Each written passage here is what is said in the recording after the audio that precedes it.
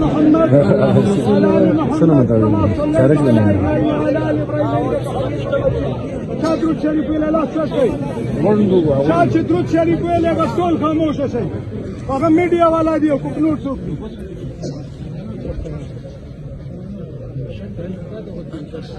دوه خبرې دي کومه.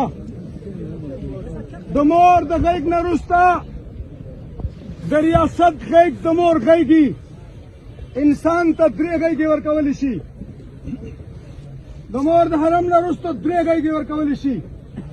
یوه د مور غیږ چې کله بلوغت ته ورسي بیا د ریاست غیږ له راشي بنیادي انساني حقوق دغه ذمهواري چې ولوري کي. درېیم اخري غیږ چې کوم دغه د قبر څلور طرفه خاوره ده. نږدې او لنډه خبره دا ده د مور د غیږ نه ماشومان یې رانه مړه کړه. د مور په غیږ نه فارغ د ده په غیږ کې چې کوم دی هغه یې رانه مړه کړه. دا ریاست د یوه فیصله وکړي یوه د ده غیږ زما لپاره شته او که نشته بس. یا به ترې برملا انکار وکړي چې نشته. برملا انکار به ترې وکړي زما روسنده بیا به ګورم په دې ځای کې پروت یم که چا وژلم او ورته راباندې کول. یا به منع تحفظ راکړي. خو دا واورئ دا چې څه کوم زه اول به ځان یاد کړم یا بل څه کوي دلته نو په دې طریقه باندې تعالی من نظر.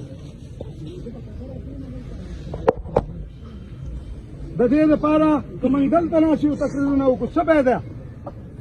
د دې لپاره یو مضبوط لایحه عمل جوړول غواړي. تاکې قومي مشران د هر سیاسي پارټي یو دوه نمایندګان او هر هغه فیصله چې دننه دی وکړي بیا یې قوم له راوړي چې دا فیصله د قومه تا ته منظوره ده. قوم یې منظوره ده بیا په هغه باندې مخکې قدمونه اړو. زما د بصیرت مطابق زما د علم مطابق تر څو پورې چې یو اواز شوی نه یو منزل دی نه ټاکلی چې دې ته رسېدل دي تر هغه پورې به دقه شان مرم دقه شان به ښخېږم. دوه کسان به دلته راځي په ما به هر څه کوي چې څه د دوی مرضي هغه راباندې کوي. زما ذاتي رای دا ده د هرې پارټۍ دوه یا درې نمایندګان چې څومره زموږ مشران مناسب ګڼي او قومي مشران دي یو ځای وټاکي اوس دې وټاکي هلته دې راټول شي. بیا به بل ځای د دې غم د کور نه لږ لرې موږ وټاکو یا سټیډیم یا ښار یا بل ځای هلته به راټول شو. دننه به ده یو لایحه عمل طی کړی هغه د قوم په مخ کې کېږدي. که د قوم پرې رضا و هغه باندې به مخکې لار وباسو قدم بالو. که قوم پرې نه رضا و قوم به یو بل لایحه عمل راکړي هلته به لږ انتظامات مې یواز به هم رسي او بیا به په هغه باندې یوه فیصله وکړو. داسې م خوښه ده؟ خوښه هم ده داسې؟ بلکل.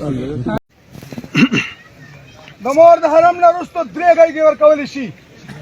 یوه د مور غیږ چې کله بلوغت ته ورسي بیا د ریاست غیږ له راشي بنیادي انساني حقوق دغه ذمهواري چې ولوري کي.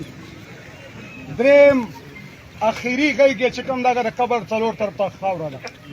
نږدې او لنډه خبره دا ده د مور د غیږ نه ماشومان یې رانه مړه کړه.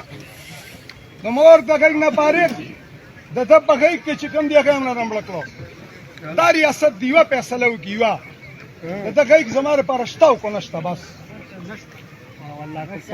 یا به ترې برملا انکار وکړي چې نشته. برملا انکار به ترې وکړي زما روسنده بیا به ګورم په دې ځای کې پروت یم که چا وژلم او که ورسره راباندې کول. یا به منع تحفظ راکړي. خو دا واورئ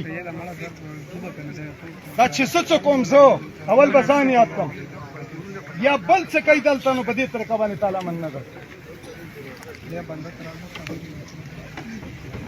د دې لپاره موږ دلته ناست یو تقریرونه وکړو څه به ده؟ د دې لپاره یو مضبوط لایحه عمل جوړول غواړي.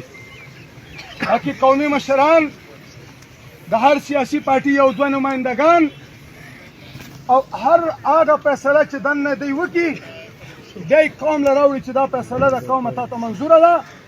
قوم یې منظوره ده بیا په هغه باندې مخکې قدمونه اړو. زما د بصیرت مطابق زما د علم مطابق تر څو پورې چې یو اواز شوی نه یو منزل دی نه ټاکلی چې دې ته رسېدل دي تر هغه پورې به دقه شان مرم دقه شان به ښخېږم دوه کسان به دلته راځي په ما به